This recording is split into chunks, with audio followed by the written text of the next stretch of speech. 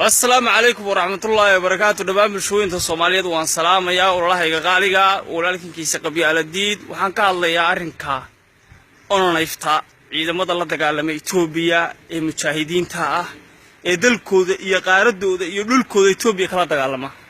إثيوبيا يكشف سنكر ويدي إثيوبيا كشف لد ويدي يهودنا وديدي إثيوبيا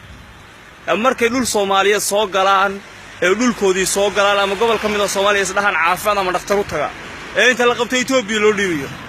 قرمي إثيوبيا ولا لا نقطي قرمي إثيوبيا أي نقطي يهدد أين ولا نهاي إثيوبيا وعدو جيني إذا ما المقدسة شوقة مرتينا كوسكون النافضة دلكي أي لد قال لهم يجين النافية وايد هو إثيوبيا وحنا الله يا وكل عبد عمر إلي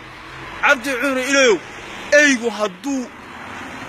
لفلو طورو لفتها مركو عقفك الله درا أيو أهدا أدوكنا وحاتها أي لو صدر شعبك الصوماليات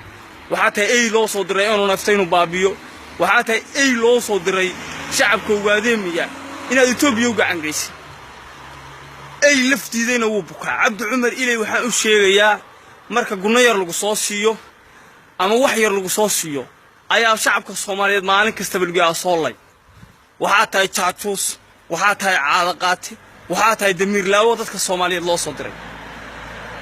oo neefna adoo kala waxba u noqon mayso oo neefna adoo kale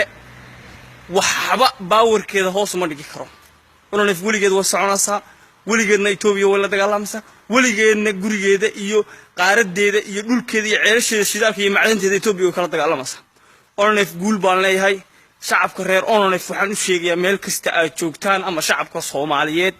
isgarabsada iswalaashada وعيدمada oo neef mushahar loo qoro oo ciidamada hal loo ogaado oo ciidamada caafimaadkooda afka un baad ka leedahay oo neef faana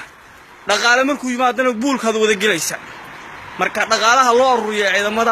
ciidamada hal la fangareeyo shacabka Soomaaliyeed meel kasta joogaan waxaan leeyahay warro dhulkeena waxa difaaca ciidamada Soomaaliya ee oo neef xoogga dalka Soomaaliya waa oo neef walloona ciidanka loo jirin ciidamadii Soomaaliyeed siyaad tababaray ragii ka soo ilaa 77 ilaa 600 dagaalamay waa ononef marka aan dhulkeena difaacano wassalaamu calaykum waraxmatullaahi wabarakaatuh dhamaan waxaan leeyahay salaan sharaf walaalkiisa qabyaaladii